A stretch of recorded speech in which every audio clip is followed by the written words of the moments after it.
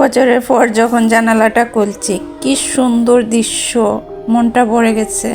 আসসালামু আলাইকুম গাইস, সবাই কেমন আছেন? আশা করছি যে যেখান থেকে ভিডিওটি দেখছেন সবাই ভালো আছেন, আমরাও ভালো আছি। দেখেন ফজরের পর যখন আমি জানালাটা খুলে দিছি, আমার মনটা একদম ভরে গেছে ফজরের এই আবহাওয়াটা দেখে। একটু পরে আসলাম, কাল যে বাজারগুলা করে নিয়ে আসলাম রমজানের জন্য, এইগুলা খুলে নিচ্ছি। এই বছর আমি অনেক দেরিতে বাজারটা করেছি, যেহেতু আমি অনেক অসুস্থ, এজন্য আমার অনেকটা লেট হয়ে গেছে, তাই এখন বাজারটা খুলে নিচ্ছি। আসলে আপনি মানুষকে যতই করেন না কেন তার কোনো প্রতিদান পাবেন না, আপনি করেই যাবেন। কিছু কিছু মানুষ আসছে এরকম, সত্যি বলতে এত অসুস্থ কিন্তু দেখার মতো কোনো মানুষ পাচ্ছি না যে আমাকে কেউ একটু হেল্প করবে। নিজের কাজগুলো নিজেই করে নিচ্ছি।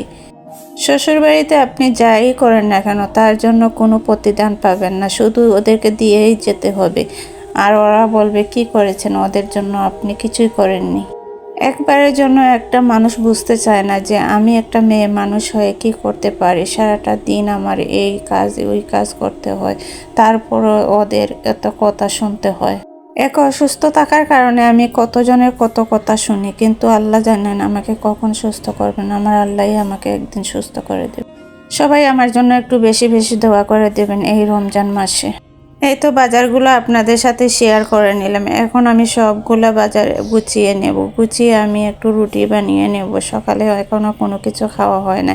এদিকে আমি রুটিগুলো বানিয়ে নিচ্ছি, আর এইদিকে আমার মেয়ে ডিম ভাজি, পেঁয়াজ আদা রসুনগুলো আমি ছুলে নিচ্ছি ব্লেন্ডার করার।